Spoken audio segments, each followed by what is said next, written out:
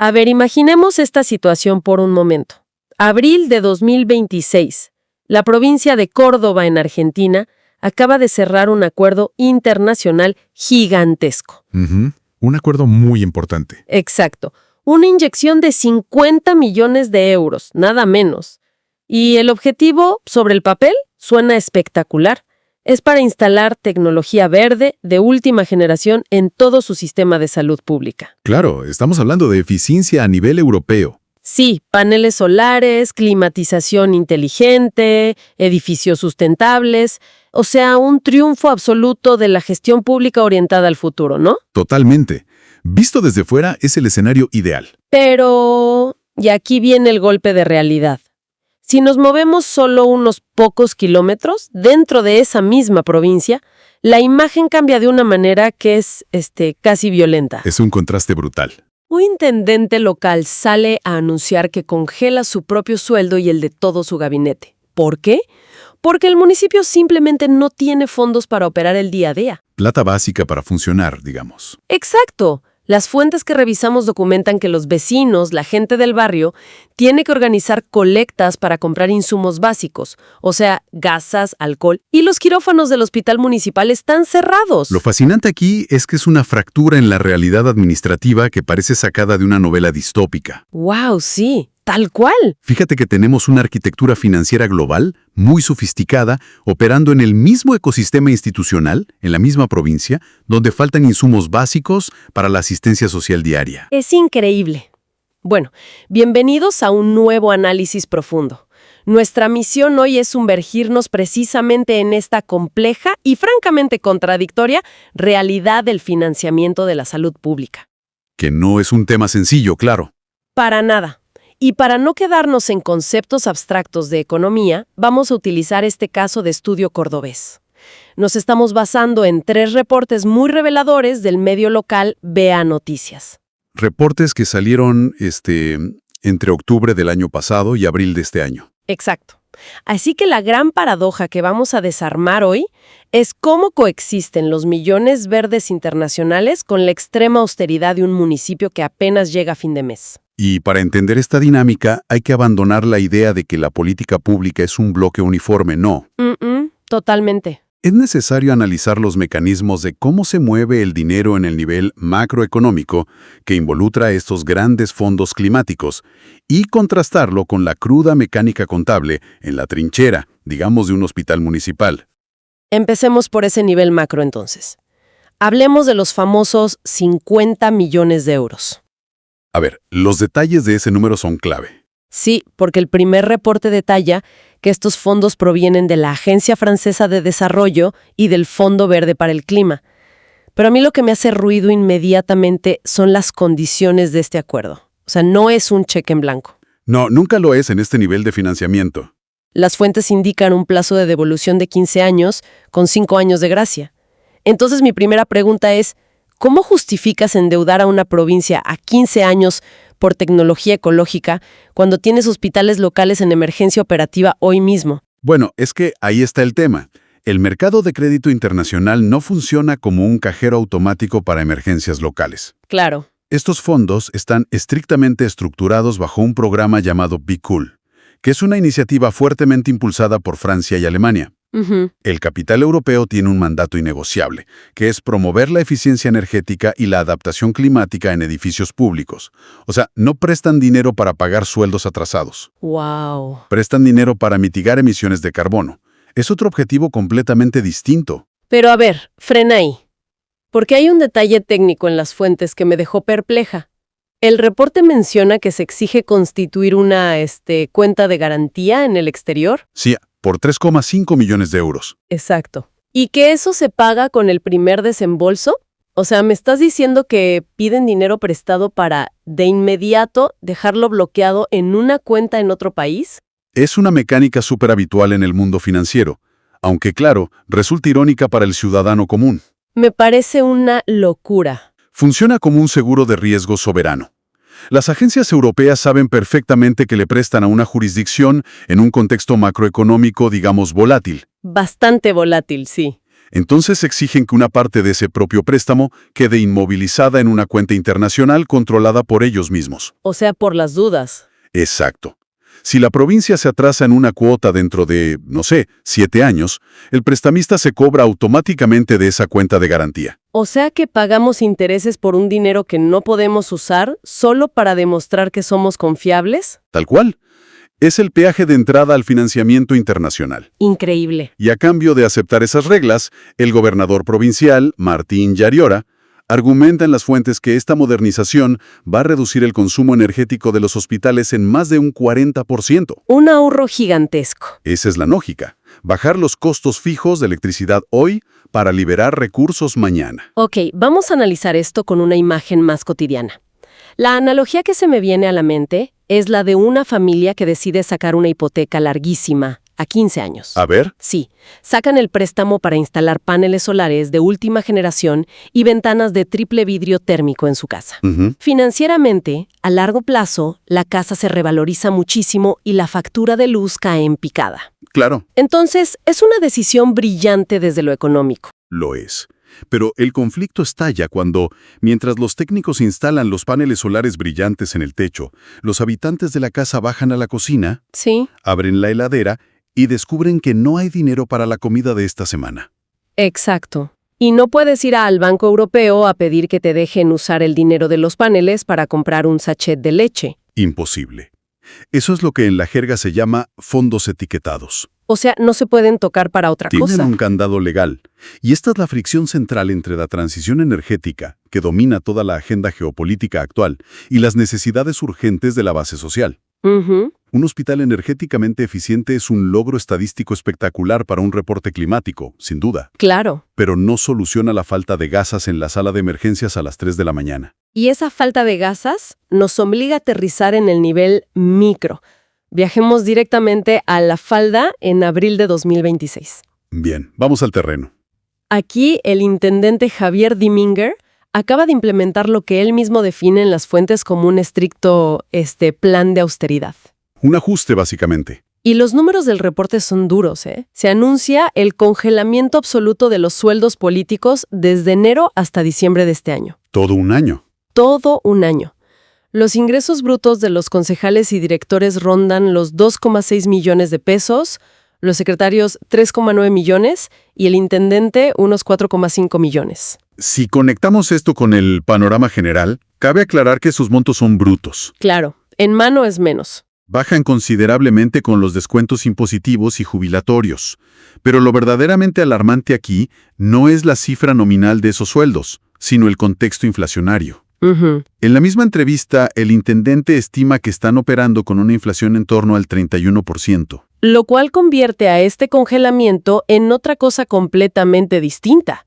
O sea, si la inflación devalúa la moneda un 31% y los presupuestos se mantienen estáticos, Sí, no estás simplemente siendo austero, estás ejecutando un recorte presupuestario masivo por la vía de la inacción. es que la inflación funciona como una licuadora silenciosa.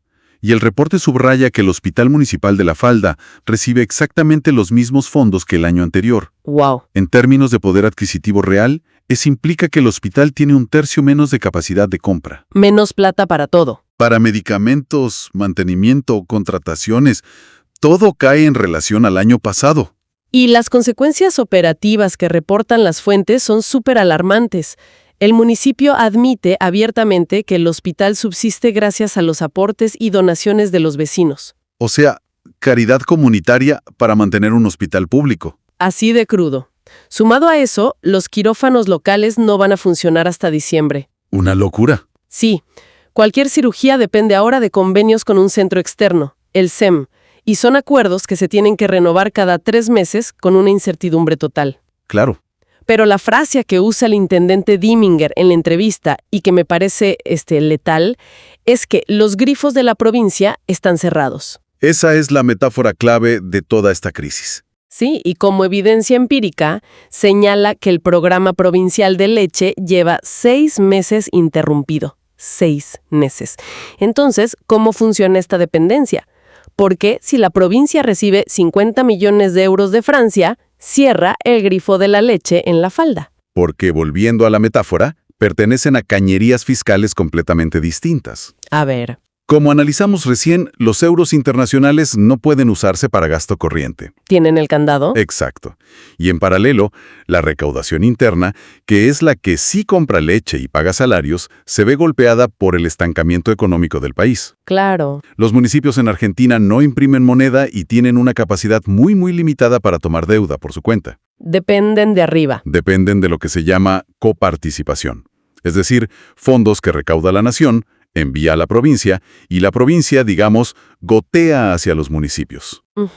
Cuando la recaudación cae a nivel macro, la provincia cierra su grifo para proteger sus propias cuentas. Lógico. Y el municipio, que es el último eslabón de la cadena, se seca de inmediato, no tiene margen de maniobra. Esto me lleva a una pregunta súper incómoda. Viendo que el hospital depende de colectas vecinales, ¿Sí?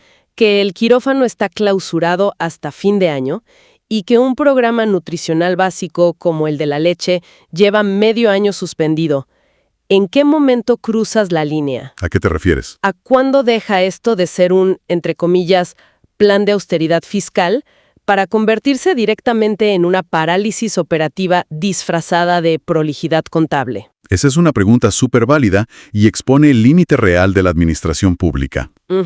Porque la austeridad técnica implica optimizar procesos para hacer lo mismo con menos recursos. Ser más eficientes. Exacto. Pero cuando derivas cirugías y dependes de donaciones vecinales para insumos diarios, ya no estás administrando una política de salud pública. Ya no. Estás en un modo de pura supervivencia institucional. El municipio deja de ser un proveedor de servicios y se convierte, básicamente, en un simple administrador de la escasez. Y administrar la escasez tiene un costo social inmediato. Vamos a ver cómo impacta este plan contable directamente en la calle y en los pasillos del hospital. Porque la gente lo siente rápido. Totalmente. Las fuentes nos proporcionan un antecedente fundamental para entender el clima social. Una gran movilización vecinal que ocurrió en octubre de 2025, liderada por un grupo que se denominó Autoconvocados y Vecinos por Punilla. Y aquí es imperativo, al abordar esta sección de los reportes, que mantengamos nuestra perspectiva enfocada puramente en el análisis de los hechos documentados. Por supuesto. Nuestro rol aquí no es dictaminar quién tiene la razón moral en el conflicto, sino diseccionar cómo estas políticas fiscales desembocan en una ruptura del pacto social entre el Estado y los ciudadanos. Claro, nosotros reportamos lo que exponen los documentos, y las denuncias de esta asamblea vecinal frente al municipio no utilizan eufemismos, o sea, acusan a la gestión de un vaciamiento sistemático del área de salud. Una palabra muy fuerte. Aquí es donde se pone muy interesante, porque un punto que destacan las fuentes es la precarización laboral.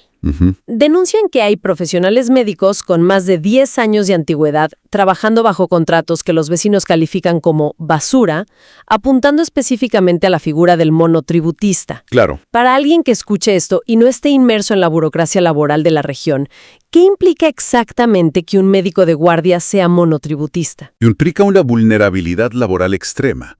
A ver, un monotributista es, a los ojos del sistema tributario, un trabajador independiente. Un proveedor externo. Exactamente, un proveedor de servicios externo. No es un empleado de planta del Estado. Por lo tanto, no tiene protección contra el despido, no acumula indemnización y muchas veces no tiene vacaciones pagadas ni licencias por enfermedad garantizadas de la misma forma que un empleado fijo. O sea, un riesgo constante. Totalmente. Si el municipio decide no renovar el contrato el mes que viene, la relación se corta sin mayores consecuencias legales ni financieras para el Estado. Tienes a las personas que salvan vidas en la guardia operando como si fueran consultores externos temporales. ¿Sí? Y esto se conecta directamente con otra denuncia muy grave que recogen los reportes. La censura. Ese es un punto delicado. Muy delicado. Según los manifestantes, se utiliza precisamente esta vulnerabilidad del monotributo para amenazar a los profesionales. La acusación es que se les impide hablar públicamente sobre las falencias del hospital bajo la amenaza directa de retener o directamente no pagarles sus honorarios mensuales. Lo cual revela cómo la escasez de fondos muta rápidamente hacia un problema de gobernabilidad y de transparencia institucional. Exacto. Si la principal herramienta para mantener el orden institucional es la amenaza de no pagarle a un trabajador precarizado, El sistema está exhibiendo grietas estructurales muy profundas. Y además, las fuentes recogen reclamos sobre la drástica reducción de guardias médicas, lo que según los vecinos deja a la población, y esto lo cito textual, a la intemperie y sin protección durante las noches. Claro. De hecho, hay un cántico de esa protesta que captura perfectamente el abismo entre la planilla de cálculo del intendente y la calle. Cantaban: la salud no se ajusta, se defiende. Esa frase es impresionante porque es la síntesis exacta de la colisión de dos realidades incompatibles que hemos estado explorando hoy. A ver, explícanos eso. Desde la perspectiva ciudadana, el Estado municipal asume una responsabilidad moral absoluta. Siempre. Si un vecino sufre una emergencia nocturna y no hay médico de guardia disponible, para la comunidad, la culpa recae directa e inexcusablemente sobre el Ejecutivo municipal. La expectativa social no acepta la excusa de la coparticipación o la inflación mensual. El ciudadano quiere que lo atiendan. Y lo dicen literalmente en los recortes. O sea, exigen que no se escondan detrás de justificaciones presupuestarias. Intendente, la justificación presupuestaria no es una excusa. Es su único perímetro de acción real. Es la plata que hay. Exacto. Él opera en una realidad donde la provincia no manda fondos y la moneda pierde valor diariamente en el banco. La tensión radica en que la comunidad exige soluciones basadas en derechos humanos irrenunciables, mientras la intendencia responde basándose estrictamente en la disponibilidad matemática de dinero en la cuenta. Es un diálogo de sordos motivado por la crisis, ¿no? Completamente. Porque vemos al intendente hablando en la prensa de su esfuerzo por sostener la asistencia con cautela. Cautela. Es una palabra que suena a prudencia administrativa. Suena muy formal, sí. Pero luego lees los testimonios de los vecinos que describen el efecto en la vida real de esa misma cautela como condenar a la gente a la desprotección. Y esa divergencia total del lenguaje ocurre porque la escasez financiera funciona como una cascada gravitacional. La responsabilidad y el sufrimiento, al final del día, siempre fluyen hacia el eslabón más débil del sistema. Repasemos esa cascada entonces para visualizarlo. En el nivel macro, el sistema internacional o provincial reasigna recursos. Claro. La provincia, argumentando sus propios números en rojo, le corta el grifo de la leche y los fondos actualizados al municipio. Sí. Y el municipio, acorralado, sin poder imprimir dinero por su cuenta, recorta localmente. Congela salarios, precariza contratos médicos y suspende los quirófanos. ¿Y quién espera al final de esa tubería vacía? El individuo más expuesto. Exacto, el ciudadano que llega a la madrugada con una urgencia médica y encuentra la guardia cerrada. O, fíjate, el propio trabajador de la salud, ese médico que tiene que enfrentar a ese paciente desesperado en la sala de espera, sabiendo íntimamente que su propio trabajo pende de un hilo burocrático y que su sueldo está siendo devorado por la inflación mes a mes. ¡Qué situación terrible! Ellos, el paciente y el médico precarizado, son los que absorben el verdadero costo humano de todo este engranaje de austeridad. Entonces, ¿qué significa todo esto? Si hacemos una síntesis del recorrido de nuestra inmersión de hoy. Sí, a ver. Hemos visto cómo la gestión pública abarca un espectro enorme, desde la sofisticada ingeniería financiera internacional para combatir el cambio climático, estos 50 millones de euros en Córdoba, Claro. hasta la cruda realidad de tener que depender de donaciones vecinales y colectas para mantener un hospital municipal a flote en la falda. Y esto plantea una pregunta importante para quienes nos escuchan, independientemente de la ciudad o el país donde vivan. Porque el caso de Córdoba expone de manera casi quirúrgica el dilema universal de la gestión pública en este siglo. ¿Cómo es posible equilibrar la obligación de planificar hacia el futuro, cumpliendo con los estándares internacionales de sostenibilidad y desarrollo, ¿Sí? cuando la infraestructura básica del presente se está desmoronando a nivel local? Es que los planes a 20 años chocan de frente con las emergencias de las próximas 20 horas. Exactamente. Y recordando el detalle de los 50 millones de euros, hay una reflexión final que subyace en estas fuentes y resulta, la verdad, muy inquietante. A ver. Hemos establecido que los flujos masivos de capital global están cada vez más orientados y bloqueados exclusivamente para metas ambientales y tecnológicas. El dinero verde. El dinero verde fluye, claro, pero no se puede desviar ni un centavo hacia la supervivencia social básica. Porque tienen el candado ecológico del que hablábamos. O sea, no compras cajas de leche con bonos de carbono. Tal cual.